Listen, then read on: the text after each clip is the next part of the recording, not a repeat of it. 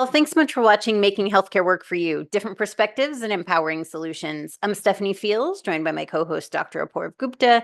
And today we are talking to Johar Singh, who is the CEO and founder of Astra Wellbeing, and Shannon McPeak, who is the Chief Wellness Officer at Astra Wellbeing, as well as founder and CEO of Operation Happy Nurse.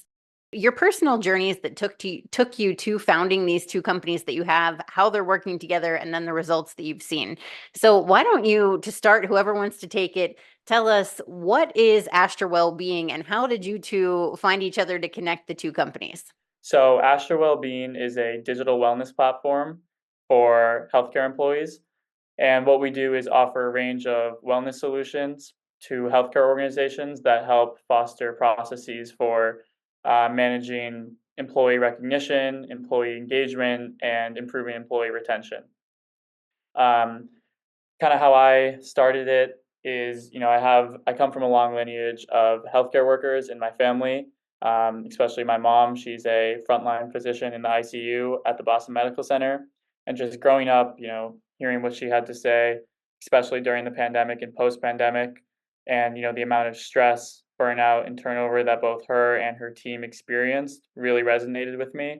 And among, one of the top causes of that is kind of just the lack of positive support, wellness resources, and kind of appreciation recognition that these healthcare employees receive.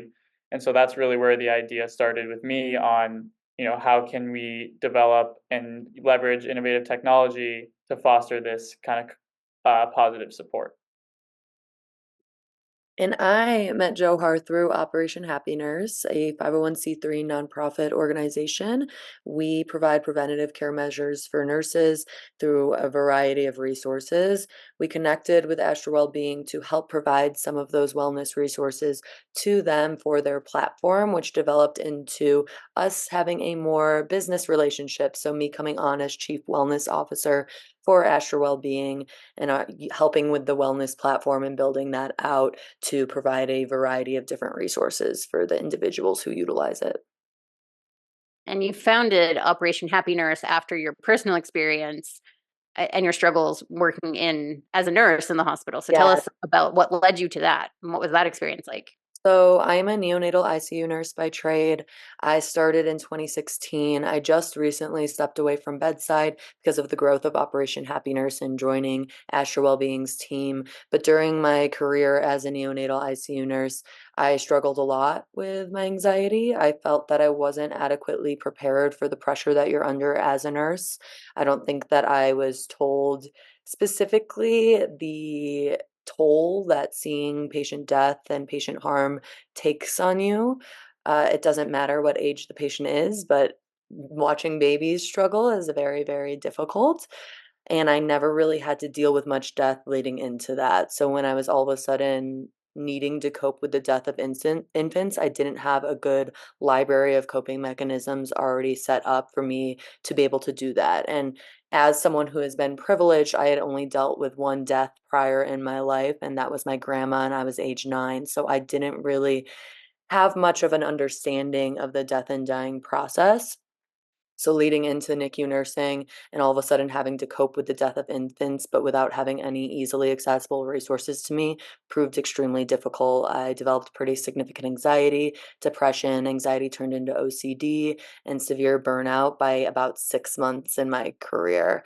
And what's insane is that or not insane, what is wild is that my story is not a unique one. It is a very common story within the healthcare world, and I only found that out once I started talking about it. Yeah, Shannon, it's a lot to hear about even years later for us. So you tell it so eloquently. Thank you for being willing to share that so openly and vulnerably, and for recognizing and helping our audience recognize that this is a common journey, unfortunately, for many people. I think Stephanie, I'm sure you, many of our audience members are continually almost taken aback when we think about our doctors and nurses and that we're putting them on the front lines with such little training and preparation and tools, and we expect so much out of them, and they came into these fields with such amazing expectations, and yet within 6 months, here you are, you're burnt out, and that's a common story. So I really applaud you for being willing to speak about it and take action with Operation Happy Nurse and then with Astra Wellbeing. It's remarkable what you both are doing. I guess I wanted to touch base on that there. We when we were talking during the pre-interview, you were suggesting that having access to tools such as what Astra Wellbeing and Operation Happy Nurse are creating could have been helpful to you. At least you didn't even know where to turn. So maybe you can talk a little bit about that. What kinds of tools do you think could have been helpful to you, and how are you both working together to create those tools? Yeah, so I think what is great about Operation Happy Nurse and Astra Wellbeing is that we offer a variety of resources. I don't think that one thing works for everybody. So what helps me with my mental wellness and what I could have utilized at the time is vastly different than something that, for example, Johar would need to utilize. And each person is so individual and so different, and our trauma response is so different that our resources need to reflect that as well. So in the wellness section at Astra Wellbeing, we provide a library of resources.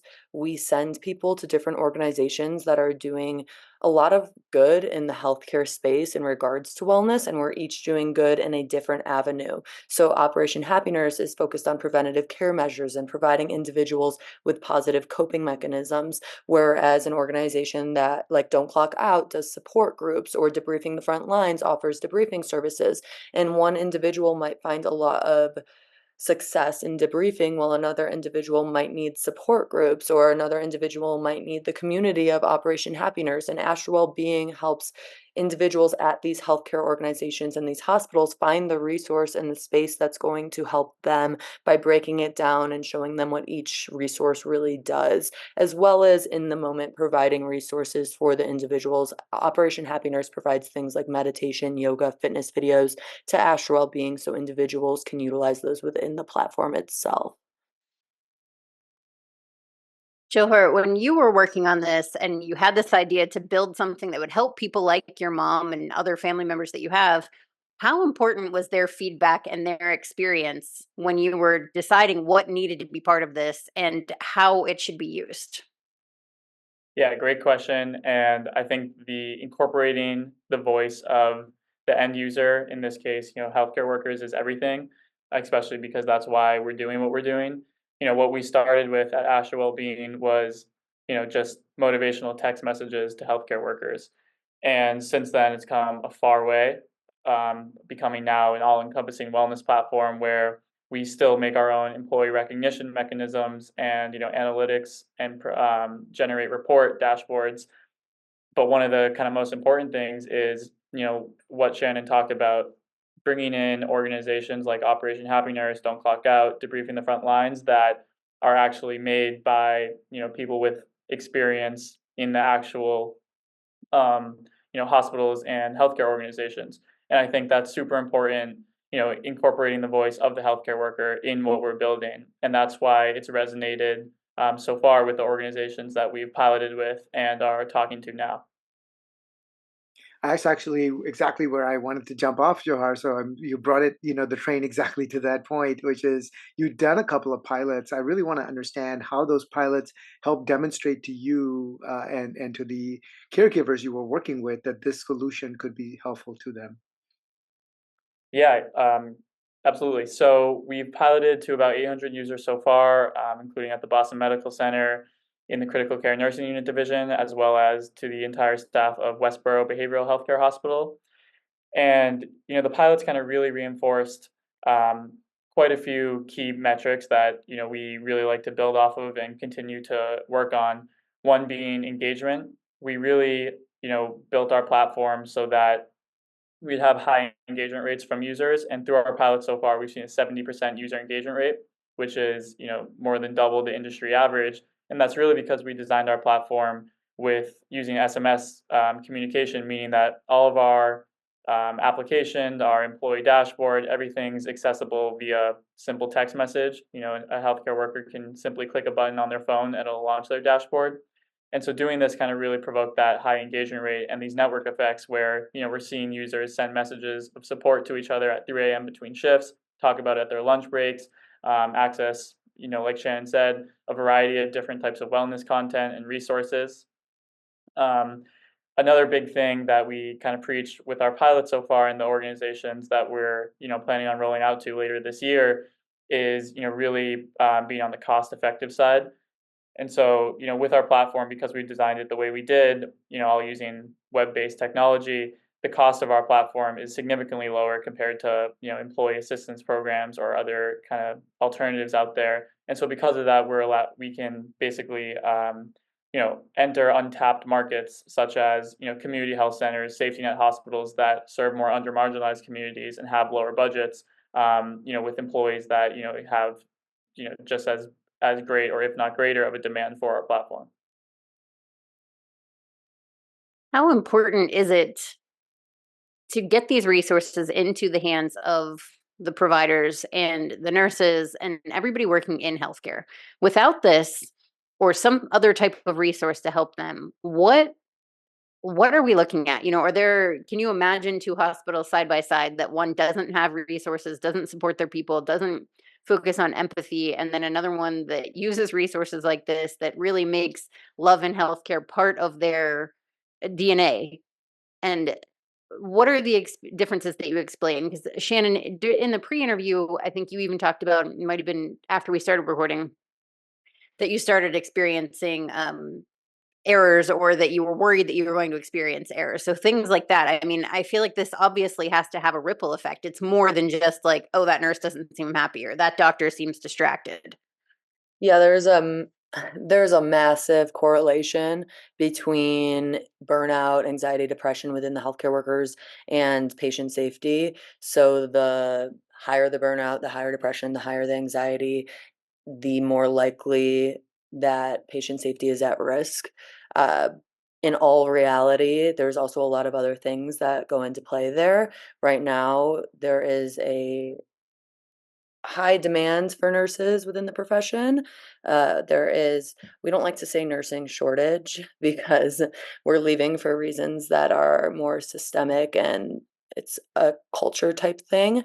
But right now, the nurse to patient ratio and doctor to patient ratio and everybody else in the healthcare team is really, really high. So basically, we have a lot of patients per nurse, which also increases the risk of error. So at an organization that focuses on the well-being of the employees and not solely on patient satisfaction, it actually benefits the patients by also giving focus to the individuals that work for them. So if you look at side-by-side hospitals, one who is actually listening to their employees and providing them with the resources that they need and request, they're more likely to have their individuals stay longer, which helps financially for the hospitals as well. They're more likely to have better satisfaction of the employees that work there and ultimately better patient satisfaction as well. I mean, if we're severely depressed, it's hard enough to put on a smile, let alone walk into a room and pull our best selves out every single second of the 12.5-hour shift. So if a hospital is listening to their employees and building that trust within their organization, they're going to have a lot better outcomes down the line. A lot of reasons individual organizations aren't implementing things like Astra Wellbeing is financial reasons, but like Johar said, his cost is a lot lower. So hopefully down the line, these organizations will implement something like Astra Wellbeing in order to benefit their employees and therefore ultimately benefit the patients as well. And just to jump in on that financial kind of cost and burden that Shannon mentioned, 1% change in turnover is costing healthcare organizations, $380,000 annually, and that's just a 1% change.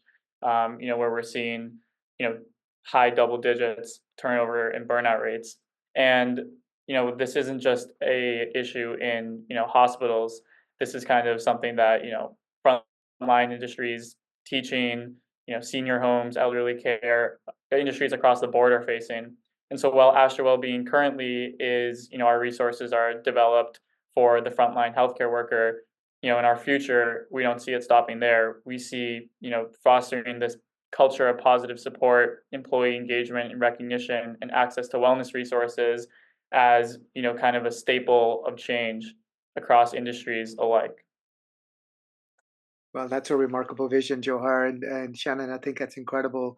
One thought that's coming to me, which is I don't want this to come across as an unfair question because, of course, you're a startup company, you've done a couple of pilots, and it's probably too early to show that through the use of your tool, you're having the ultimate impact that you're trying to have, which is reducing burnout and reducing turnover. But what are your users actually telling you? I'd love to hear some of more of those stories of even in the pilot, what did people start experiencing and feeling that makes you believe that this is the kind of tool that ultimately will translate into those kinds of outcomes? Yeah, great question. So yes, we're, a startup, we're an earlier company. I think through our pilots, we've seen, pretty remarkable kind of statistics and engagement that have kind of keep propelling us forward. We've also seen, what we can do to change. And I think, before I answer your question specifically, one of the kind of benefits of being an early company doing this is that, we're very adaptable, we're very open to change, we're very, working on our solution with our customers, with healthcare organizations, instead of, a big organization that, is not willing to hear the customer or user voice. And so I think that's something we have really going for us, and why we've seen a lot of success in our pilots, as well as upcoming partnerships, with some pretty prestigious and big hospital associations around the country. To answer your second question on kind of the user voice, just off the top of one of my head from one of our recent pilots, we had a nurse who we interviewed before and after our pilot, and they said, I've been a nurse for 30 plus years, and COVID brought on so much negativity into our hospital, but using this platform reminded me that I'm not alone. It put me in the mood I used to feel when I first became a nurse. And, that right there, just the impact is, really what drives us forward, kind of keeps us going, knowing that we have the potential to make that impact to just one person, really kind of encompasses our mission and what we're doing at Astra Wellbeing, and kind of makes it worth it. Thank you to both of you for taking on such an incredible assignment. Really, I think that what you're working on is really very much needed within healthcare. It's a daunting task, and I know both of you have seen it up close and personal in your families and with yourselves. So I applaud you for what you're trying to accomplish. I guess the final question I have is, I know we're a lot of the staff are starting to use it. Are you seeing the uptake with physicians as well? Are they have you piloted this with them, and do you think that they will also gravitate towards using a tool like this, or do you really see this wind up being more in the domain of nurses and other staff? Yeah, definitely. I think this kind of applies to anyone in the frontline industry, and that's kind of something that we really thought about in why we have such a variety of different resources.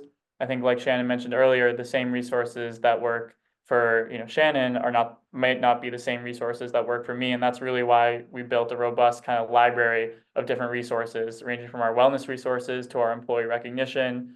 One kind of thing that we learned, and why we kind of came up with this idea of the employee recognition part, is that a lot of employees told us they like receiving the appreciation, especially those who were not patient facing.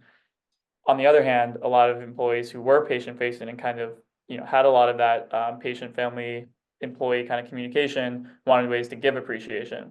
And so having a lot of different mechanisms to kind of cater to different users really kind of speaks to that. So nurses, we've piloted with critical care nurses, at our other pilot at Westboro, that was to their entire staff, from, transporters to maintenance workers to nurses to physicians to, even employee directors. And so really kind of seeing that impact and catering our solution and customizing it directly to different users is something that, we're always working on. Incredible. Thank you so much. This was fabulous. We appreciated you both being here and sharing all about what you're doing. It's incredible. Thank you. Thank you. All the best. Okay, all the best. Good luck. We'll talk to you soon. Bye-bye.